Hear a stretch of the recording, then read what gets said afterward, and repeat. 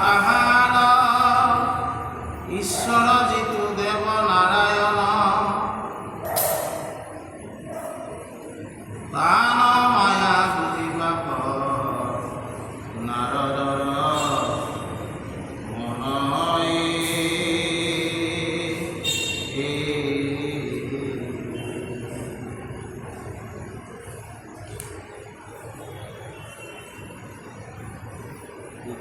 নিগাদতি পুণ্যক বিষ্ণুরাত মহারঙ্গে সভাতয়া সন্ত জগন্নাথ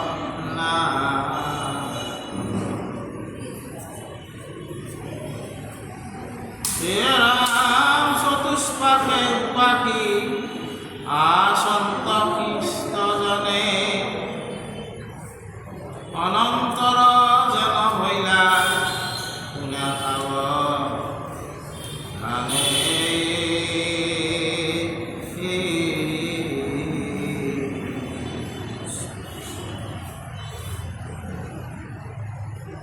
মহামন্দ জৰাসন্ধ মগধৰপতি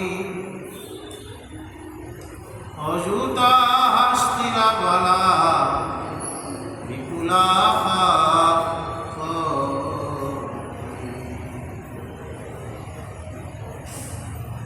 হে ৰাম পৰিদিগ বিজয় জিনিলা মকুমতি ভয়তে পৰিল জাক যতেক নিপতি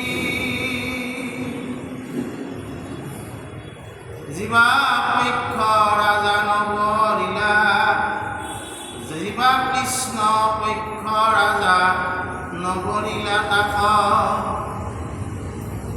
বলে বন্দী কৰি ধৰি নিলে তাক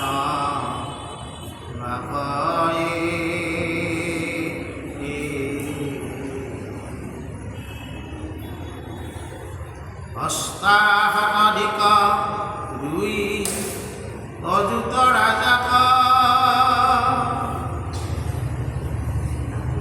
বন্দী কৰি থৈলা শংকৰ পুঁজিবাক চতুষ্পাশে পৰ্বতৰ গড় ভয়ংকৰ সূতাশাল বান্ধি আছে তাহাৰ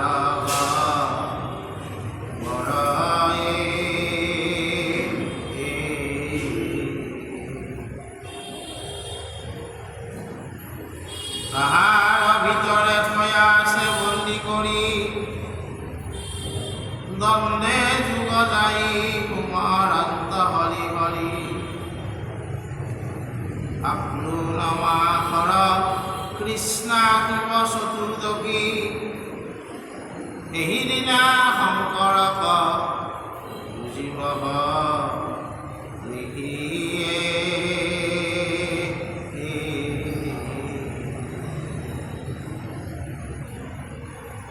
হে ৰাম বাট চাই আছে জৰাসন্ধ মহামতী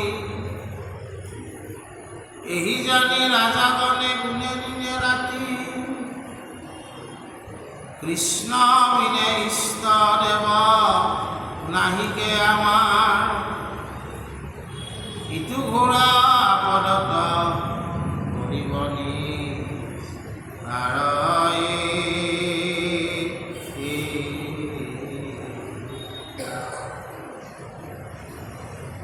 ভকতৰ ভয় হৰা তুমিহে ঈশ্বৰ পতিত পাৱন প্ৰভু কৰুণাসাগৰ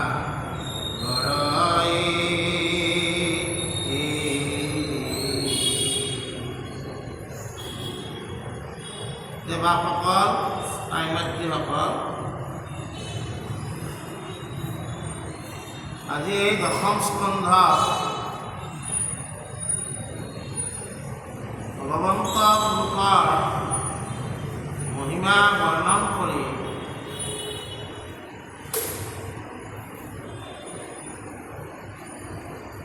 জৰাসন্ধ ৰজাৰ কথা কিছু কোৱা হৈছে। জৰাসন্ধ আছিল মগধ ৰাজ্যৰ অধিপতি। কৃষ্ণৰ লগত 18 বাৰ যুদ্ধ কৰিছিল।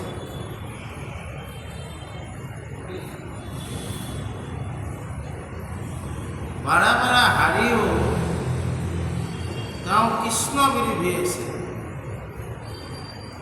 কাৰণ কিয়া কৃষ্ণই তেওঁৰ জোৱায়েকক কংস অৰ্থাৎ বধ কৰিছিল। কংস যেতিয়া বধ কৰাৰ পিছত কংসৰ বিধৱাসকল যাই পিতৃৰ ওচৰত গোচৰ দিছিল আৰু সেইকাৰণে জৰাসন্ধই কৃষ্ণৰ সদায় বিপক্ষে থাকিছিল। কিন্তু জৰাসন্ধ মহাশক্তিশালী আছিল আৰু সেইকাৰণে ওচৰৰ যিমান ৰাজ্য আছে সেইবিলাকক তেওঁ তলতীয়া কৰিছিল।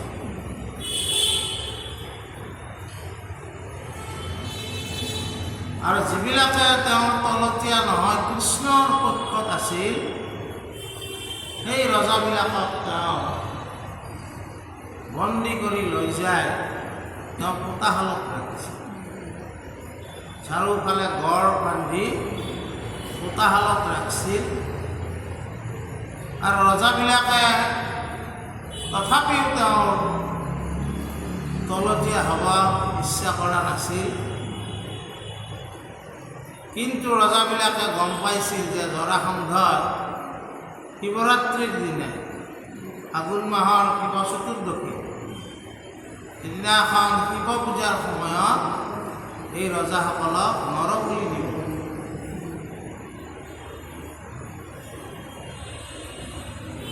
তেতিয়া ৰজাবিলাকে কি কৰিলে,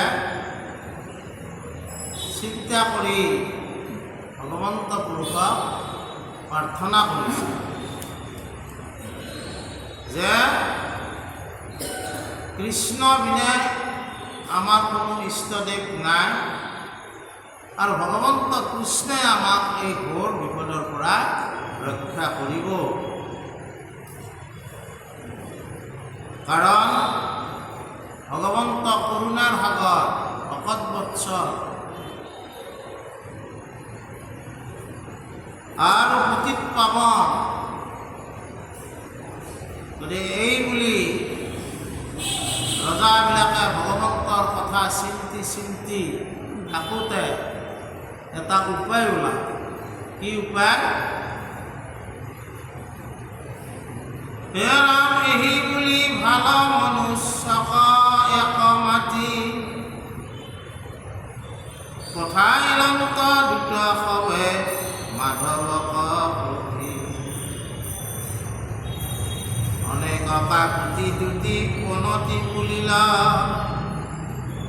অলক্ষিতে আশীৰ্দ দ্বাৰকা কপিলা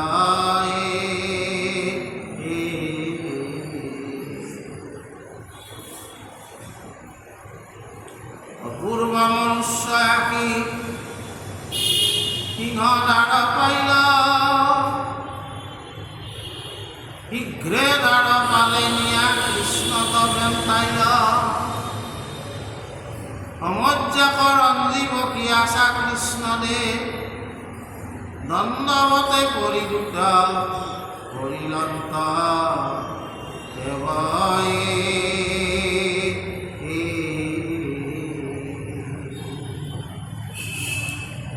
এই বন্দী হৈ থকা ৰজাবিলাকে ভগৱন্তই তেওঁলোকক নিস্তাৰ কৰিব বুলি, উদ্ধাৰ কৰিব বুলি মনত সকলোৱে ভাব লৈছিল আৰু তথাপি আপোনাক ভগৱন্তই কৃপা কৰিব, কিন্তু কৰ্মখিনি আপুনিও কৰিব লাগিব কিছু। গতিকে তেওঁলোকে উপায় হিচাপে এজন ভাল মানুহক যুদ্ধ হিচাপে তেওঁলোকৰ কথাখিনি কোৱাৰ কাৰণে দ্বাৰকাক পঠাই দিলে আৰু সেই মানুহজনৰ ৰূপ অপূৰ্ব আছে, দেখনীয়াৰ আছে। আমাৰ সমাজতো যদি এজন দেখনীয়াৰ লোক আহে, আমাৰো ইটো সিটো চোৱা চাই কৰা যাব যে এই লোকজন ক'ৰ, কথাটো বুজা নাই? এই কথাটো কৈছি আৰু সেইটোৱে মানুহৰ পাৰ্চনেলিটি। মানুহ বা মহিলা এগৰাকীয়ে তেওঁৰ পাৰ্চনেলিটিটো ৰক্ষা কৰি চলিলে তেওঁ সমাজত স্থান পায়। ব্যক্তিত্ব, আমি সকলোৱে ব্যক্তি, আৰু এই ব্যক্তিজনে কি কৰিব লাগে? ব্যক্তিত্বৰ অধিকাৰী হ'ব লাগে। এই ব্যক্তিত্বৰ অধিকাৰী থকা এজন মানুহ যেতিয়া দ্বাৰকাৰ দুৱাৰ মুখ পাইছে, তেতিয়া এইজন ক'ৰ লোক ততালিকে তেওঁ দ্বাৰকাৰ ভিতৰত কৃষ্ণ য'ত মানে বহি আছে তাকে নেকি লৈ যোৱা হৈছে। দুৱাৰ ফালে লৈ গৈছে আৰু ভগৱন্ত তাত বিৰাজমান হৈ আছে। ভগৱন্ত কৃষ্ণক দেখিয়ে এই লোকজনে কি কৰিছে? সেৱা কৰিছে। সেৱা কৰি দণ্ডৱতে সেৱা কৰি কৃষ্ণক নমস্কাৰ জনাইছে। তাৰপিছত কি হৈছে? এতিয়া তেওঁ ক'ব, কি ক'ব? হে ৰাম কৃষ্ণৰ সদয় জানি গীতাঞ্জলি ধৰি পঢ়িবে লাগিলা আতি হুকুমান কৰি জৰাসন্ধে বন্দী কৰি আছে ৰাজাগণ দুটা ৰূপে আঁকি আছো তোমাৰ চৰণ।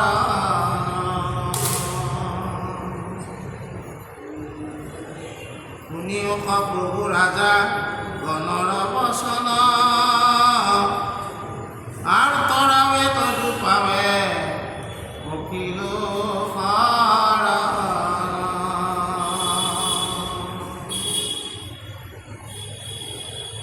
ত্ৰাহি কৃষ্ণ ত্ৰাহি কৃষ্ণ দুষ্ট বিনাশন ভকত জনৰ মহা ভয় বিভৰ জন।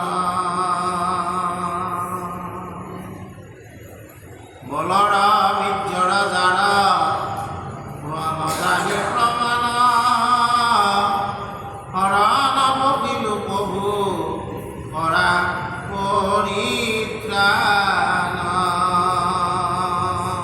এইবুলি সেই দুজনে ভগৱন্তক দণ্ডৱতে প্ৰণাম কৰি নমস্কাৰ কৰি তেওঁ আহাৰ কাৰণটো ক'লে যে ৰজা জৰাসন্ধই বহুতো ৰাজা বন্দী কৰি থৈছে আৰু সেই ৰজাসকলে মোক তোমাৰ চৰণত দূত হিচাপে পঠাইছে। সকলো ৰাজাই ভয় খাই আছে, আৰ্তৰাও কৰি আছে, কিন্তু তেওঁলোকে এই ভয়ৰ সময়তো তোমাৰ চৰণতহে নিবেদিত হৈ আছে। এইটোৱে তাৰমানে ভক্তিৰ কথা। আমি ভক্তি কৰিবলৈ যাওঁতে কেতিয়াবা কেতিয়াবা আমি দুখতো পৰিব পাৰোঁ। দুখত পৰিলেও যাতে আমি ভগৱন্তৰ ভক্তি নেৰোঁ। তেওঁলোকক বন্দীশালত থৈ দিছে, কিন্তু তেওঁলোকে জৰাসন্ধৰ বশ্যতা স্বীকাৰ কৰা নাই। ভগৱন্তৰ কৰুণা তেওঁলোকে বিচাৰিছে, কিন্তু জৰাসন্ধ ইচ্ছা কৰিলে বশ্যতা স্বীকাৰ কৰিব পাৰে। বশ্যতা স্বীকাৰ কৰিলে কি কৰিব? তেওঁক তলতীয়া ৰজা হিচাপে ৰাজশাসনখন দিব। কিন্তু তেওঁলোকে এই দুজনক পঠাইছে। দুজনে কৈছে, হে প্ৰভু, তোমাৰ চৰণত সকলোৱে আশ্ৰয় লৈছে। শৰণ, শৰণ মানে আশ্ৰয়। আৰু এনেকৈ আশ্ৰয় লৈছে, জৰাসন্ধই তেওঁলোকক শিৱক ৰাত্ৰি বা শিৱ চতুৰ্দশীৰ দিনা তেওঁলোকক বলি দিম বুলি কৈছে। তথাপি কিন্তু তেওঁলোকে তোমাৰ চৰণ এৰা নাই। আমি জানো হে ভগৱন্ত,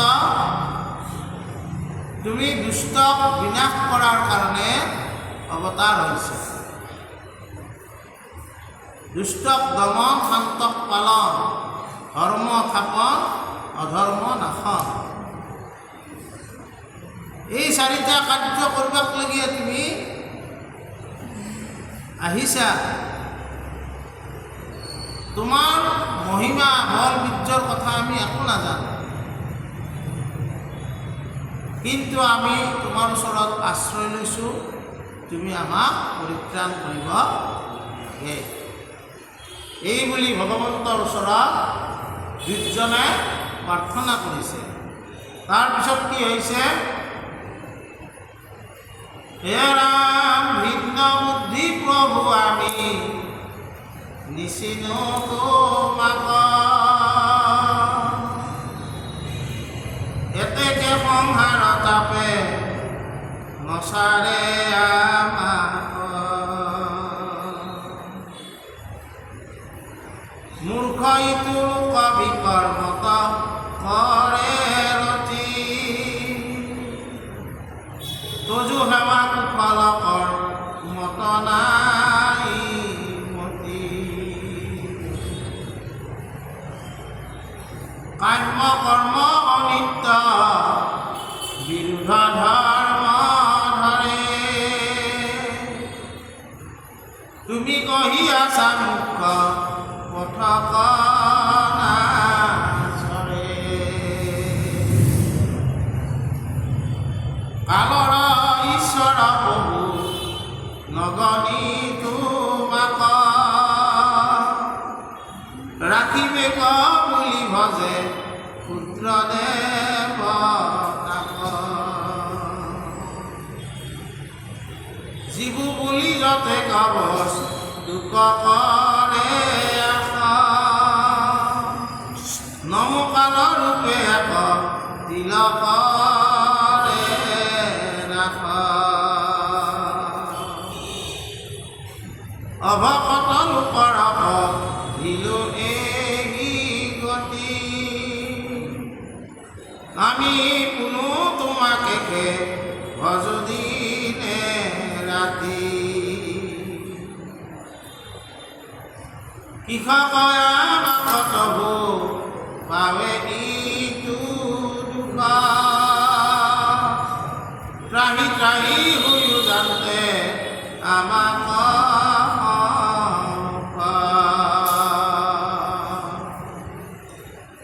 ভগৱন্ত কথা অলপ ইয়াতে আমাক কৈছে, আমাৰ সকলোৰে মনত এটাই বুদ্ধি হ'ব লাগে যে ভগৱন্ত হ'ল এই বিশ্ব ব্ৰহ্মাণ্ড, তেওঁৱে নিয়ন্তা। প্ৰকৃতি পুৰুষ দুয়োৰো নিয়ন্তা মাধৱ, সমস্তৰে আত্মাহৰি পৰম বান্ধৱ। এইটো ঈশ্বৰ নিৰ্ণয় মাধৱদেৱে লিখিছে। প্ৰকৃতি পুৰুষ এই সমস্ত নিয়ন্তা ভগৱন্ত পুৰুষ। আৰু কৈছে কি বুলি? সেই ভগৱন্তৰ ওচৰত হে কৃষ্ণ তজু পাৱে পকিলো শৰ, মই অনাথৰ নাথ নাৰায়ণ হৰিৰাম গোপাল গোবিন্দ, ভজহো তোমাৰ পদ অৰবিন্দ। তাৰমানে আমি ভগৱন্ত এই বিশ্ব ব্ৰহ্মাণ্ড নায়ক গোবিন্দ গোবিন্দ গোবিন্দ ৰাম মুৰাৰী অনন্ত কোটি ব্ৰহ্মাণ্ডৰ হৰি অধিকাৰী। কৃষ্ণ একদেৱ দুপহাৰী কাল মায়াদীৰ অধিকাৰী। কৃষ্ণ বিনে নাহি দেৱ নাহি শ্ৰেষ্ঠ আৰ। সৃষ্টি স্থিতি অন্তকাৰী দেৱ কান্ত বিনে আন নাহি কেৱ। জানিবা বিষ্ণুকে সমস্ত জগতে তাৰ। আৰু আমাৰ কি চাৰিবেদ 14 শাস্ত্ৰ বেদে ৰামায়ণে সকলোৱে কৈছে কি যে জগতৰ মূল সত্তা মাত্ৰ এটাই, এটাই সৎ। একম সৎ বিপ্ৰাহা বহুধা বিধন্তি। এটাই মাত্ৰ সৎ। বিপ্ৰসকলে তাক ভিন্ন বুদ্ধিত আমাক দেখুৱাইছে, বুজা নাই? আজিও আমাৰ ভাগৱতত কৈছে যে আমি এই জ্ঞানৰ পৰা বঞ্চিত হৈ আছোঁ কাৰণে ভিন্ন বুদ্ধিৰে তোমাক চিন্তা কৰোঁ। ভগৱন্তৰ সেৱা পদসেৱাই হ'ল আমাৰ মুক্তিৰ কাৰণ। কিন্তু সেইটো আমি একফালে থৈ আমি কি কৰি থাকোঁ? আমি কামনাপূৰ্বক ভক্তিয়ে আমি সদায় কৰি থাকোঁ। মোৰ অমুক কামনাটো পূৰণ হওক, তমুক কামনাটো পূৰণ হওক, এই কামনাপূৰ্বক ভক্তি আমি কৰি থাকোঁ। কিন্তু এই কামনাপূৰ্বক ভক্তি কৰি থাকোঁতে ক্ৰমে ক্ৰমে আমি বন্ধনত বেছিকৈহে সোমাই যাওঁ।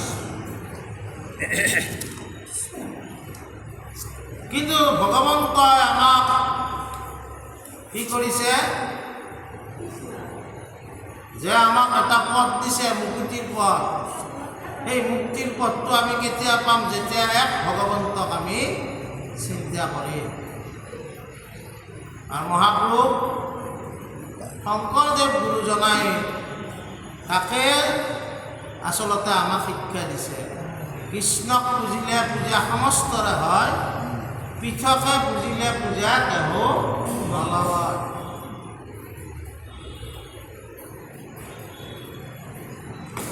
গতিকে এই কথাটো আমি কাৰ্যত নকৰি কেৱল কামনাপূৰ্বক ভক্তি কৰি থাকোঁ। তুমিয়ে যে কালৰ অধিকাৰী এই কথাটো আমি নাজানো। আমি কামনাপূৰ্বক ভক্তি কৰি থাকোঁতেও আমিতো নমৰাকৈ থাকিব নোৱাৰোঁ।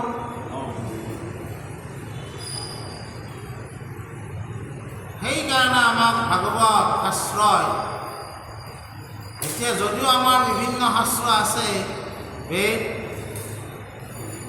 4 বেদ, তাৰা উপবেদ আছে, উপনিষদ আছে, পুৰাণ আছে। এই সমস্তবিলাক শাস্ত্ৰৰ ভিতৰত বৈকুণ্ঠৰ কল্পতৰু ভাগৱত শাস্ত্ৰ ইহাৰ উত্তম ফল হৰিনাম মাত্ৰ। শাস্ত্ৰৰ উত্তম গীতা ভাগৱত, ধৰ্মৰ উত্তম নাম, বিপৰে তিনি নাই নাই নাই ভকত পুৰাণ পাম। এই গীতা বা আমাৰ ভাগৱত এই শাস্ত্ৰক কি বুলি কৈছে? ই প্ৰামাণিক শাস্ত্ৰ। ইয়ে নিৰ্ণয় কৰি দিছে যে এক ভগৱন্ত কৃষ্ণক ব্যতিৰেকে আমি ক্ষুদ্ৰ দেৱতাসকলক পুজি মুক্তিৰ পথ পাব নোৱাৰোঁ। কিন্তু ভিন্ন বুদ্ধি আছে কাৰণে আমাৰ মনত আমি সেইবিলাক কৰি থাকোঁ। হে প্ৰভু, তুমি কালৰো কাল চাহেব হৰি, নাহি নাহি দেখো তোমাক শুনি।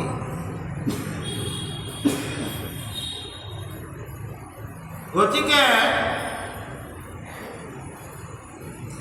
যিসকলে এই ভগৱন্ত কৃষ্ণক নভজি অকল কামনাৰ অৰ্থে মানে ক্ষুদ্ৰ দেৱ দেৱীসকলক বুজি আছে, তেখেতসকলক কি বুলি কৈছে ভাগৱতে? অভকত। কাৰণ তেওঁলোকে ভকতৰ যিটো ভক্তিৰ দিশ, ভকতৰ যিটো মুকুতিৰ দিশ তেওঁলোকে ল'ব পৰা নাই। গতিকে অভকতবিলাকৰ এনেয়ে গতি। তেওঁলোকে এই মনুষ্য জীৱনটোত যদি কামনাপূৰ্বক হয় বিভিন্ন দেৱ দেৱীৰ মাজতে ব্যস্ত হৈ থাকিল, তেওঁলোকে এই জীৱনটোত ভকত হ'ব নোৱাৰিব। আৰু সেইকাৰণে কৈছি যে তোমাক আমি ভজো দিনে ৰাতি। এই যিজন দূত পঠাইছে তেওঁ কৈছে তোমাক আমি ভজো দিনে ৰাতি। তাৰপিছত কি হৈছে? কৃষকই আমাক তবু পাৱেইতো দুখ, ত্ৰাহি ত্ৰাহি হৈও জানতে আমাক মুখ, সজ্জন পাতিলে দুষ্ট জনবিনাশিত, যদি অৱতাৰ প্ৰভু আছা পৃথিৱীত, তেবে আমি বন্ধন দুখ পাওঁ কেনে, তোমাৰ অজ্ঞাত প্ৰভু লংঘে নজনে, কিবা তুমি ৰাখিলাতো শুনজে নিজ কৰ্ম, একো শাস্ত্ৰে আমি নতো কোনোহে ধৰ্ম, নুহিকে উচিত ইটো বোলো আমি ধৰে, তুমি দৃষ্ট হইলে দুখ পাৱে কোন নৰে, শুনা প্ৰভু আমি যেন পাওঁ মহা দুখ, স্বপ্ন সম পৰাধীন নিপতিৰ সুখ, ভয়ে গৰ্ভ গলে সদা মৃতক পৰাই, ৰাম পুত্ৰ দ্বাৰা মহাভাৰত বহু সৰ্বদায়ী। এই দুজনে ভগৱন্তক আৰু কৈছে কি বুলি যে ভগৱন্ত পুৰুষৰ এই ধৰাধামত অৱতাৰ হয় দুষ্টক বিনাশ কৰাৰ কাৰণে।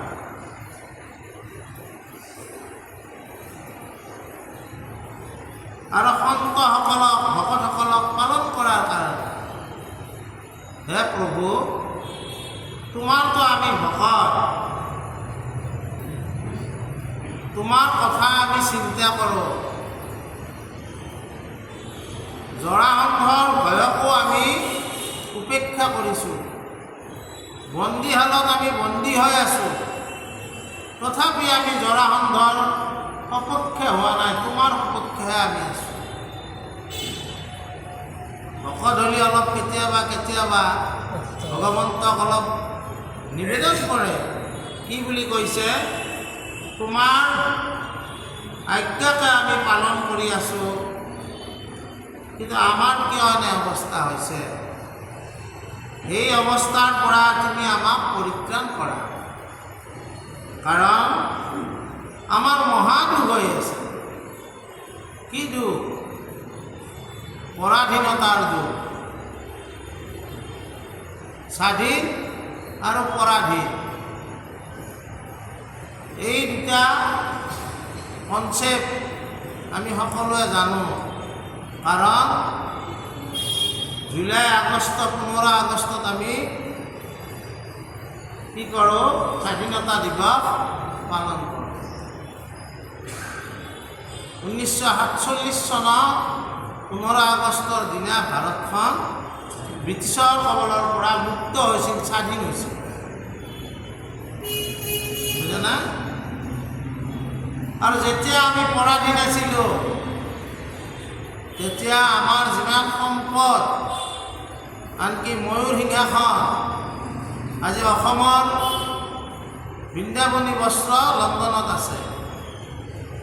ভাল ভাল সমস্ত সম্পদসমূহ তেওঁলোকে আমাৰ পৰা লৈ গৈছে। পৰাধীন লোকৰ কোনো সম্পদৰ অধিকাৰ নাথাকে। গতিকে ৰজা এইটোক কৈছে ৰাষ্ট্ৰ এখনৰ বিশেষ দিশ, এইটো হ'ল সাৰ্বভৌমত্বৰ দিশ। এই যিবিলাক ৰজাক বন্দী কৰি থৈছে, তেওঁলোকৰ কোনো সাৰ্বভৌম ৰজা নহয়। আৰু ৰজাবিলাকৰ সেইটো এটা ডাঙৰ দুখ। তলত পৰাধীনতাৰ শিকলি যদি বান্ধে, তাৰ ওপৰত ৰজাৰ আৰু বেলেগ দুখ হ'ব নোৱাৰে। এই দুখত আমি দুখী হৈ আছোঁ। প্ৰভু, আমাৰ যি ৰাজ্য আছে, আমাৰ যি প্ৰজা আছে, এই ৰাজ্য প্ৰজাসকলৰ কথা আমি চিন্তা কৰি আমি দুখ কৰিছোঁ। তুমি আমাক ইয়াৰ পৰা পৰিত্ৰাণ কৰা।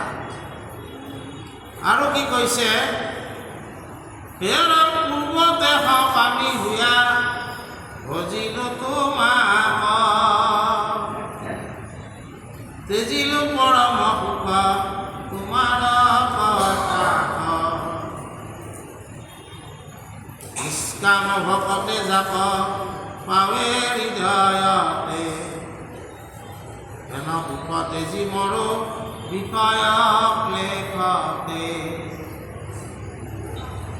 হইলো মহাকৃপণ ছিলে তব মায়া, এই জানি কৃষ্ণ প্ৰভু কৰিও সদায়া।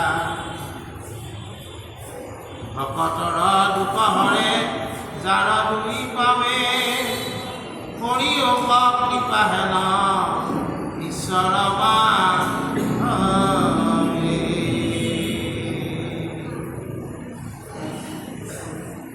ভগৱন্ত প্ৰভুক আমি দুই ধৰণে ভক্তি কৰিব পাৰোঁ, সকাম ভক্তি, নিষ্কাম ভক্তি। সকাম ভক্তি মানে কি হ'ল? মোক কিবা এটা লাগে, সেইকাৰণে তোমাক ভক্তি কৰিছোঁ, মোৰ এটা স্বাৰ্থ থাকে। নিষ্কাম ভক্তি কাক কয়? তোমাক ভক্তি কৰিব লাগেই কাৰণে মই কৰিছোঁ।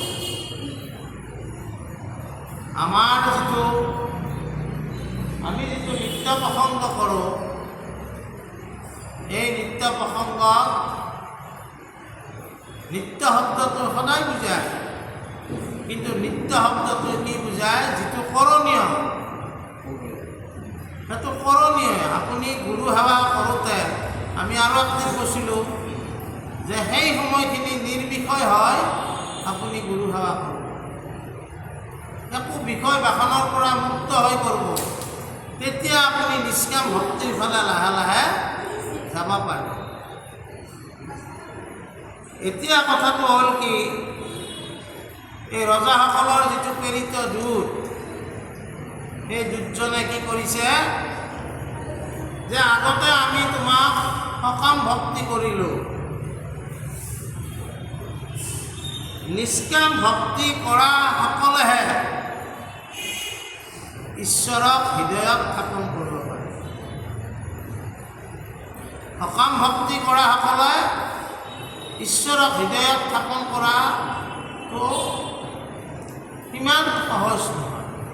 মানে ঈশ্বৰো জানিব, এতিয়া মোক ভক্তি কৰিছে, তাক কিবা লাগে। ঈশ্বৰে পুতেও কৰে, যা দিছোঁ যা, কিন্তু ঈশ্বৰক আমি সদা সৰ্বদা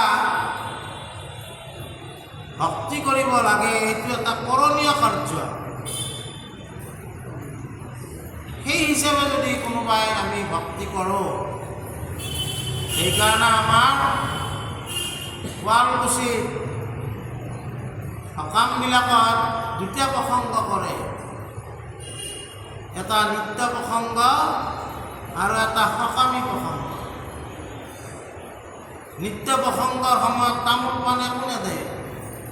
কিয় নেদে? তাৰমানে এইটো কৰিবই লাগিব ভকত হ'লি, ইয়াত তুমি একো নাপাবা। নিত্য প্ৰসংগটোৰ পিছত যেতিয়া গৃহস্থৰ কাৰণে সকাম প্ৰসংগ কৰে, তেতিয়া তামোল পাণ অৰিহণা ইত্যাদি আগবঢ়াই যায়। আমাক যে কয় নিত্য প্ৰসংগ হোৱা নাই, দিবা হোৱা নাই, কিয় দিবা হোৱা নাই, কিয় দিবা নোৱাৰি? তাৰমানে নিত্যটো হৈছে নিষ্কাম ভক্তি, সেইটো কৰিবই লাগিব। আৰু তাৰ পিছৰ যিখিনি আমি কৰিম, সেইখিনি গৃহস্থই যিটো উদ্দেশ্যত নাম পাতিছে সেইটো উদ্দেশ্যতে আমি কৰিম। আৰু গৃহস্থই যিহেতু এটা উদ্দেশ্য লৈ নাম পাতিছে যে ভকতসকলক তেওঁলোকে সেৱা ধৰ্মখিনিও কৰিছে। বুজি পাইছে নে নাই? আজিও তাকে কৈছে যে আমি আগতে তোমাক সকাম কেৱল আমাক লাগেই বুলিয়ে ভাবি থাকিলোঁ, কিন্তু তোমাক যে আমি এনেই ভজিব লাগে।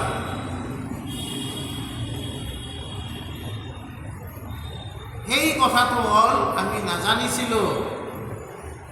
আৰু এই কথাটো কিয় হয়? এই কথাটো হয় ভগৱন্তৰ মায়াৰ কাৰণে। যেতিয়া এই সৃষ্টিখন ৰচনা কৰে, মায়াৰ ৰচনা আশা নদীৰ মাজে মজিয়া নাপাওঁ বা এই আশা মায়াৰ সংসাৰত আমি সকলোৱে আছোঁ, আৰু আমাৰ সকলোৰে হ'ল আশা। আমাৰ নামঘোষাত কি কৈছে? নিৰাশা ঈশ্বৰ কৃষ্ণ তাহাংক সন্মুখ ভৈল, আশাক যিজনে পিঠি দিল।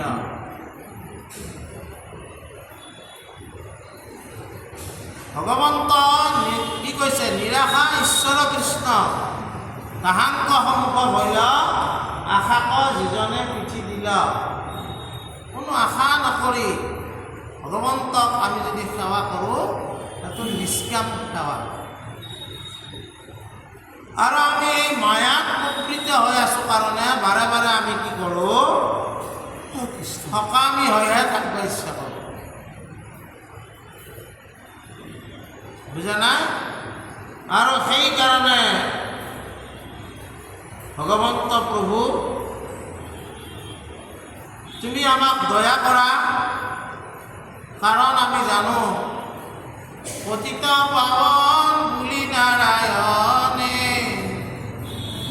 পৰম পতিতে দাসয় আতুল, তজু বেদবাণী আমি আছো শুনিয়ে, মহাপাপী তৰে তজু নামল। তুমি পতিত পাৱন, তুমি কৰুণা সাগৰ, আৰু তোমাৰ পদতলত কি আছে? মধু আছে। সেই পদ মাধৱদেৱে বাৰে বাৰে ভগৱন্তৰ শেষত বৰগীততকৈ কি লেখে? যে তোমাৰ পদত মই সেৱা কৰিছোঁ। মাধৱদেৱে শংকৰদেৱে বাৰে বাৰে কি লিখছে? তোমাৰ পদত আমি সেৱা কৰিছোঁ।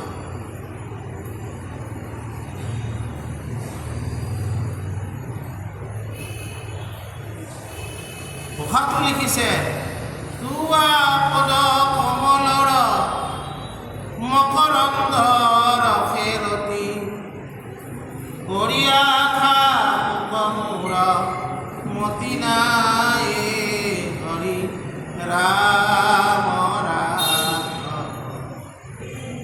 ৰঘুপতিয়ে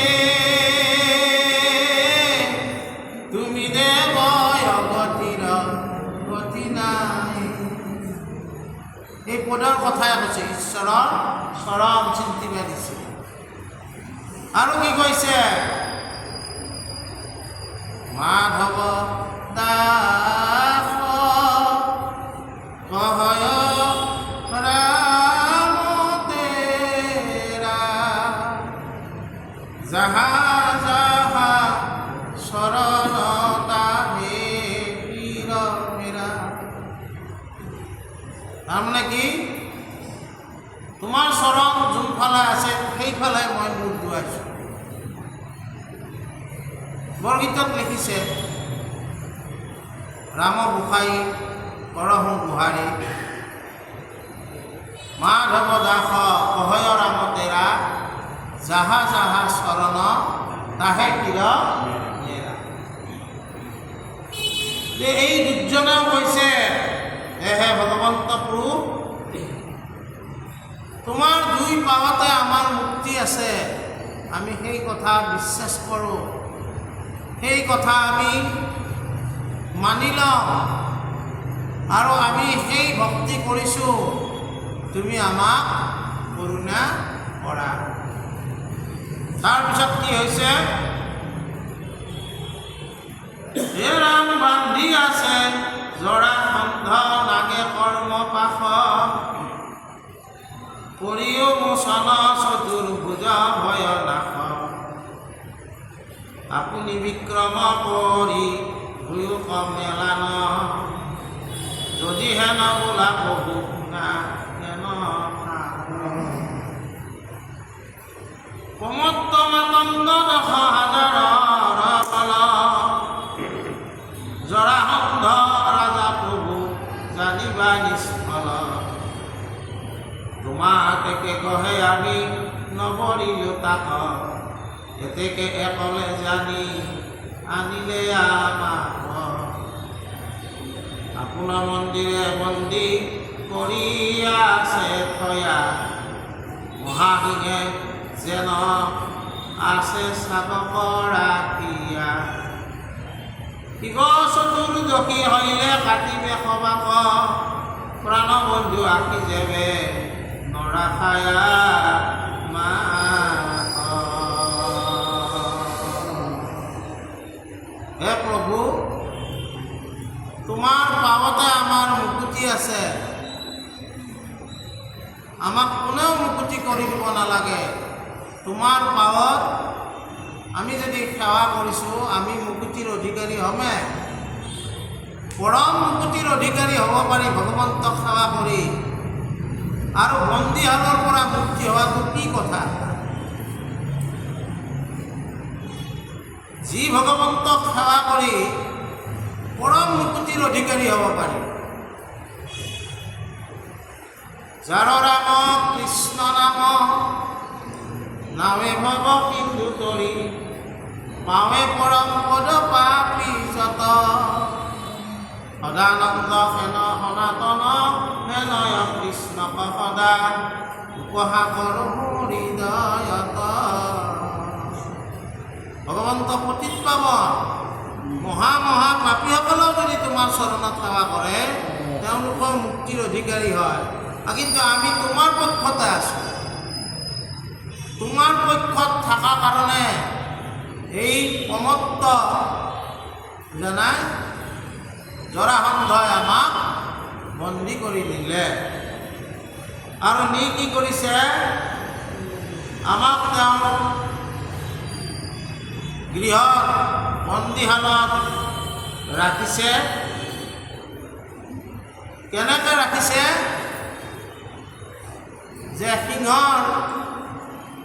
সিংহবিলাকে আগুৰি আছে, মাজত কেইটামান ছাগলী আছে। কি কৰিব ছাগলী? সিংহবিলাকৰ মাজত যেন ছাগলী আছে। ছাগলীকেইটাৰ একো নাই।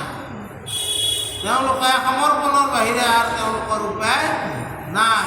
কিন্তু আমি সমৰ্পণ কৰা নাই। তথাপি আমি জৰাসন্ধৰ ওচৰত হাৰ মানা নাই। আমি তোমাকে চিন্তা কৰি আছোঁ, তুমি আমাক মুকুতি দিবা। এই বুলি ৰজাবিলাকৰ কথা মানে দুৰ্জনে কৈছে ভগৱন্তক, আৰু এই কথাটো জনাইছে কি বুলি, যে শিৱ চতুৰ্দশীৰ দিনা, শিৱৰাত্ৰিৰ দিনা শিৱৰ পূজা দুই প্ৰকাৰে হয়, বহু প্ৰকাৰে হয়, তথাপি মুখ্যতঃ দুটা। এইটো কি, শিৱৰ আমি মন্দিৰবিলাক দেখিছোঁ, কোনোবা কোনোবা শিৱৰ মন্দিৰ আমাৰ যিটো ওচৰতে আমাৰ মানে শ্ৰী শ্ৰী সিদ্ধেশ্বৰ বুলি কওঁ আমি, সিদ্ধেশ্বৰ মন্দিৰ মুখ্যতঃ সেইটো শিৱক কেন্দ্ৰ কৰিয়ে চলি আছে বৰ্তমান। ইয়াৰ প্ৰবাদত বেলেগ বেলেগ কথা আছে। বুৰঞ্জীয়ে কেতিয়াবা এইটো সূৰ্য মন্দিৰ বুলিও ক'ব খোজে, কেতিয়াবা বৌদ্ধ মন্দিৰ বুলিও ক'ব খোজে, কিন্তু বৰ্তমান পৰিস্থিতিত আমাৰ মতে একো শিৱ মন্দিৰ হিচাপে চলি আছে। তাতে বিষ্ণুৰো আছে, আৰু যি কি নহওক আমি কিন্তু তাৰে এটা কথা আমি দেখিছোঁ কি, যে তাত যিটো ভোগ ভগৱন্তৰ চৰণত অৰ্পণ কৰা হয় সেই একেবাৰে নিৰামিষ, একেবাৰে নিৰামিষ। বৰং আমি খোৱা খাদ্যতকৈও সি শুদ্ধ খাদ্য নহয় নেকি? আমাৰ অলপ মাছ পুঠিৰ ব্যৱস্থা আছে, কিন্তু সিদ্ধেশ্বৰত সেইখিনিও নাই, আনকি জ্বলাটোও নেদে, বুজা নাই? শিৱক বৈষ্ণৱ হিচাপে ইয়াত মানে সেৱা কৰা হয়। বৈষ্ণৱে এইবিলাক মচুৰ দালি নাখায়, কথাটো বুজা নাই? ইয়াত সেইভাৱে কৰা হয়। আৰু এটা আছে, শিৱৰ বহুত ৰূপ, একাদশ ৰুদ্ৰ বুলি কৈছে। এটা কাপালিক শিৱ, শিৱৰ বাহন আনে সাধাৰণতে আমি কি কৰোঁ, কি শিৱৰ বাহন কি বৃষ নহয়, এইটো মানে যেতিয়া তাৰমানে কাপালিক তন্ত্ৰ দি, আমাৰ পূজা পদ্ধতিত মন্ত্ৰ আছে, তন্ত্ৰ আছে, বামাচাৰী পদ্ধতি বুলি কয়, তাতে তন্ত্ৰৰ ব্যৱহাৰ হয়, আৰু তাতে মাছ মাংস মদিৰা সকলোৰে ব্যৱহাৰ,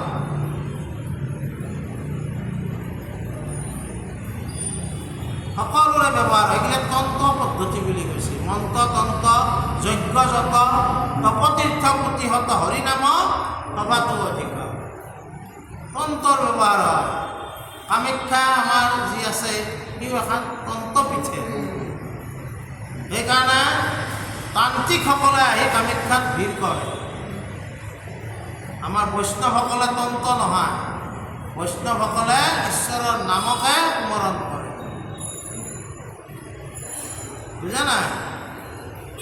এই শিৱৰ কথা আমি ক'ব গৈছোঁ, দেৱাদিদেৱ মহাদেৱ আমাৰ যিটো সিদ্ধেশ্বৰ মন্দিৰ আছে তাতে ভোগটো একেবাৰে নিৰামিষৰো নিৰামিষ। কিন্তু আমাৰ ওচৰতে যদি আমি বংঘৰক লাগি যাওঁ, তেতিয়া ভাঙাৰাত কিন্তু মাংস চলে। ওচৰতে যদি কেদাৰক লাগি যাওঁ, কেদাৰতো চলে। তাৰমানে শিৱৰো বেলেগ বেলেগ ৰূপত পূজা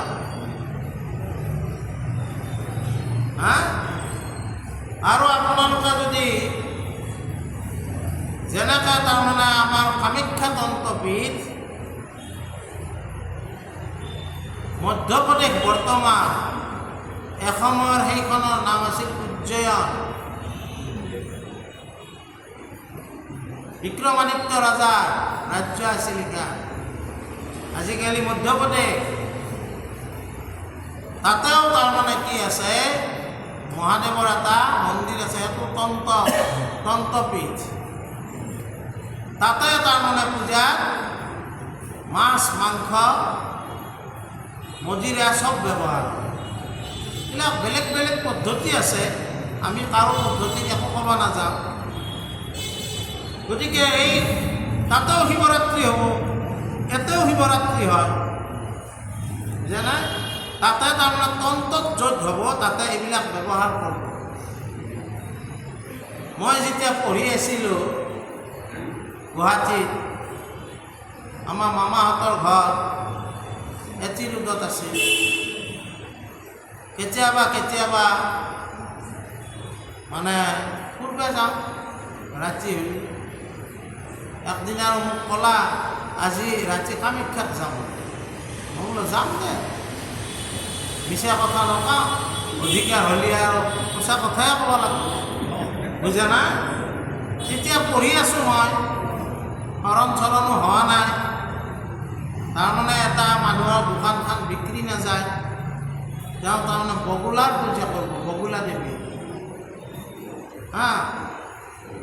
এতিয়া বাহিৰত আছে, মোৰ আৰু অলপ সৰুতে এইবিলাক মন আছিল, কি পূজা কৰে চাওঁ। তেওঁলোকে সুখন জ্বলা কৰে, মানে আহুতি দিয়ে, বুজা নাই? শেষত কেঁচা মাছ, কেঁচা মাংস, হালধি আৰু তাৰে ওপৰত মধু দিয়ে, দি পেলাই সানি পেলাই পূৰ্ণ আহুতি দিয়ে। আৰু যি দুটা মানে ব্ৰাহ্মণে এই কামখিনি কৰি থাকে, তেওঁলোকে ৰূপাৰ সৰু সৰু পাত্ৰত অলপ অলপ খায়ো থাকে। সেইটো তেওঁলোকৰ পদ্ধতি এটা, সেইটো তন্ত্ৰ পদ্ধতি, তান্ত্ৰিক পদ্ধতি। তান্ত্ৰিক পদ্ধতিত এইবিলাক ব্যৱহাৰ হয়।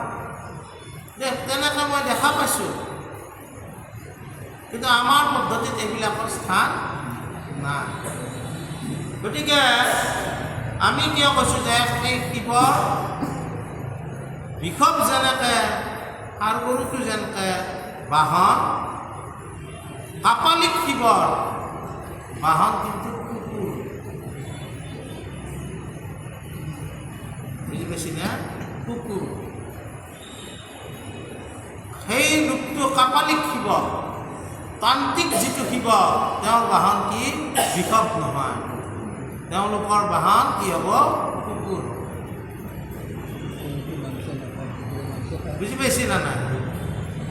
গতিকে এই শিৱৰাত্ৰিৰ দিনাখন শিৱৰ এটা পদ্ধতিত বৈষ্ণৱ শিৱক পূজা কৰা হয়, এটা এনেকৈ তান্ত্ৰিক পদ্ধতিত কাপালিক শিৱক পূজা হয়। তাতে বলিৰো প্ৰচলন আছে। আৰু বলিৰ যিহেতু প্ৰচলন আছে, তেতিয়াৰ দিনত কি আছিল? নৰবলিৰো কথা আছিল। আমাৰ কামাখ্যাতো আছিল, আমাৰ শদিয়াৰ কেঁচাই খাইটি এইবিলাকতো নৰবলিৰ কথা আছিল। বলিৰ মানুহবিলাকক কি বুলি কৈছিল? ভোগী বুলি কৈছিল। তেওঁলোকৰ 3 মাহমান সময় তেওঁলোকে যি ইচ্ছা তাকে ভোগ কৰিব পাৰে। বুজি পাইছে নে নাই? বাৰু সেইটো বেলেগ কথা। এই শিৱৰাত্ৰিৰ দিনা বা শিৱ চতুৰ্দশীৰ দিনা এই ৰজাবিলাকক বলি দিয়া হ'ব। হে ভগৱন্ত প্ৰভু, তোমাৰ চৰণ চিন্তা কৰি ৰজাবিলাক আছে, তুমি তেওঁলোকক ৰক্ষা কৰা, এই বুলি প্ৰাৰ্থনা কৰিছে। তাৰপিছত কি আছিল? তোমাক যুঁজিলে প্ৰভু 2 বাৰ, হাৰিলে 17 বাৰ, লাজ নাই তাৰ। মনুষ্য শৰীৰ ধৰি লীলা কৰা তুমি, আপুনি বাৰে কথাক চিনাইলা হাস্বামী। তাতে অধিক দৰ্প বাঢ়িল যাহাৰ, তোমাৰ পজা কপিলা কৰে দুৰাচাৰ। নামতে অজিতে কোনো জিনিবে তোমাক, হেন জানি প্ৰভু জানতে তাৰিও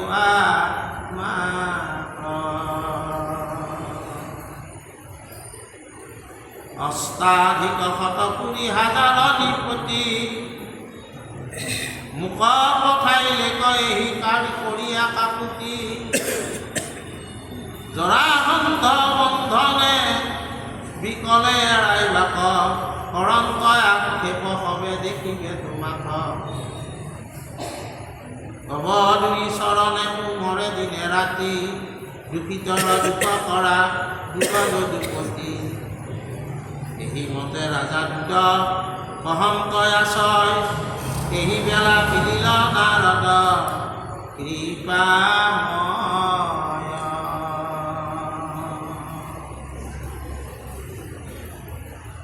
জৰাসন্ধ 18 বাৰ দ্বাৰকা আক্ৰমণ কৰিছে। সুলতান মাহমুদে 17 বাৰ কৰিছে নহয়। গুজৰাটৰ সোমনাথ মন্দিৰৰ চব পুলকাই লৈ গৈছে। কথাটো বুজা নাই? এই সোমনাথ মন্দিৰটো শিৱ মন্দিৰে। গুজৰাটৰ এইটো শিৱ মন্দিৰ আৰু দ্বাৰকাত আছে ভগৱন্ত কৃষ্ণৰ মন্দিৰ। সোম মানে হ'ল চন্দ্ৰ আৰু নাথ মানে হ'ল শিৱ। চন্দ্ৰৰ যি নাথ তেওঁকে কয় কি বুলি? শিৱ বুলি কয়। নাথে কপালত অৰ্ধ চন্দ্ৰ কলা শিৱ। গতিকে এই ভগৱন্ত প্ৰভু এই দুজনে কৈছে কি বুলি যে এই জৰাসন্ধৰ কাৰণে এই সমস্ত নৃপতি বন্দী হৈ আছে। এই বন্দী হৈ থকা ৰজাবিলাকে তোমাকে দিনে ৰাতি চিন্তা কৰি আছে, দুখত পৰি আছে তোমাৰ ভকতসকল। ভগৱন্তক যিয়ে স্মৰণ কৰি থাকে তেওঁতো তেওঁৰ ভকত।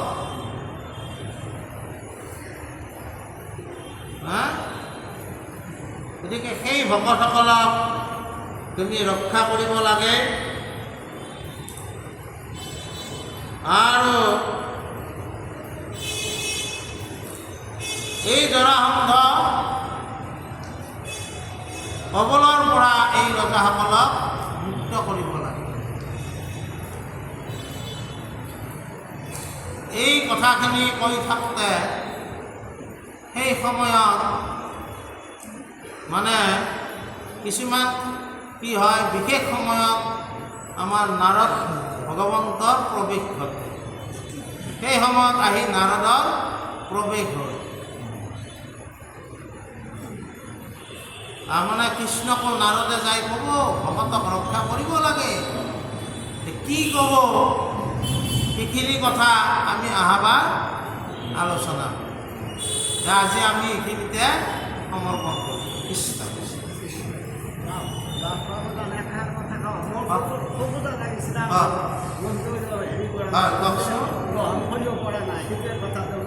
ক্ষমা প্ৰাৰ্থনীয়। আমাৰ ধৰ্মত আছে যে অভগতে দিয়ে যদি বহু বস্তু তাতো মোৰ আগ্ৰহ নাই। ভকতে দিয়া তুলসীৰ পাতত আনিয়েই মোৰ আগৰ হাতীৰ লগত মানে কথা হ'ল কি, অভকত হ'লে ভগৱন্তক বহু বস্তু দিলেও কাম নাই। কিন্তু সেইটো ক্ষেত্ৰত কি হয়, অভকত কোনবিলাক যিবিলাকে নিজৰ অহংকাৰত মত্ত হৈ থাকে।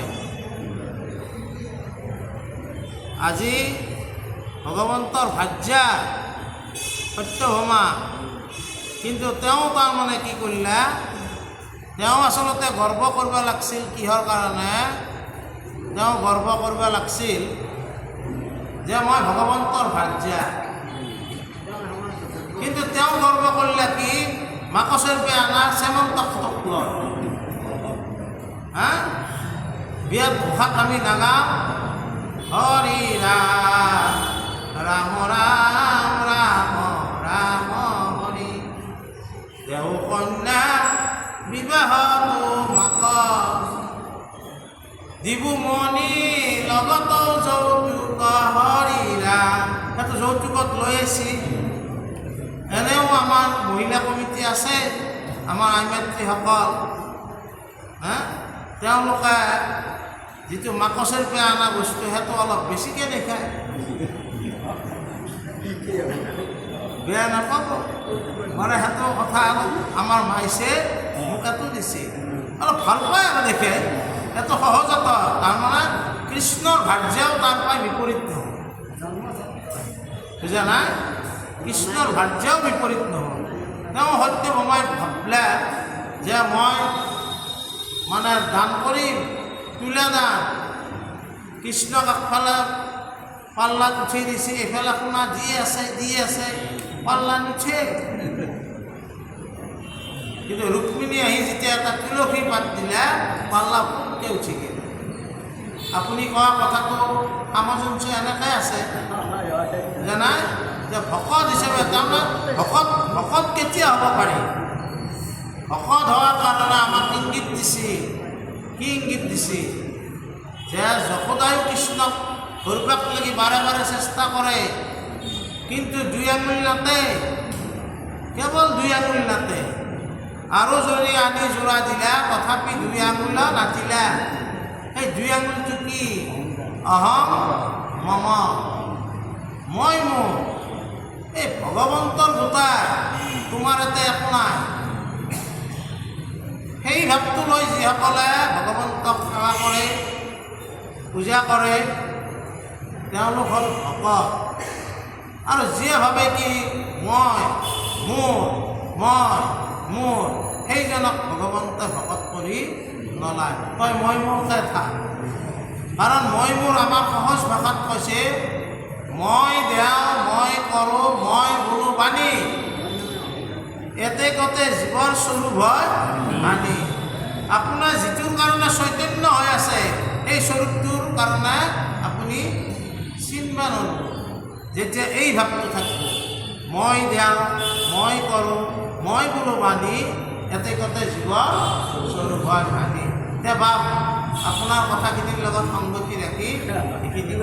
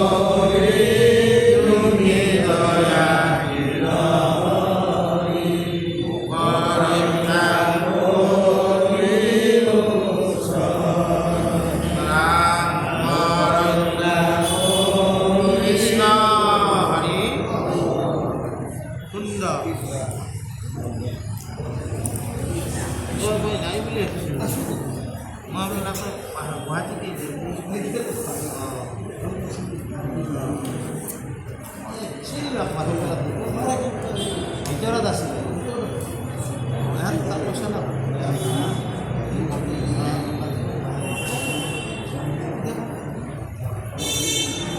কৃষ্ণ মাজু একালাই নেকি? মাজুলী ক'ত? মাজুলীক লৈ আহ, মাজুলী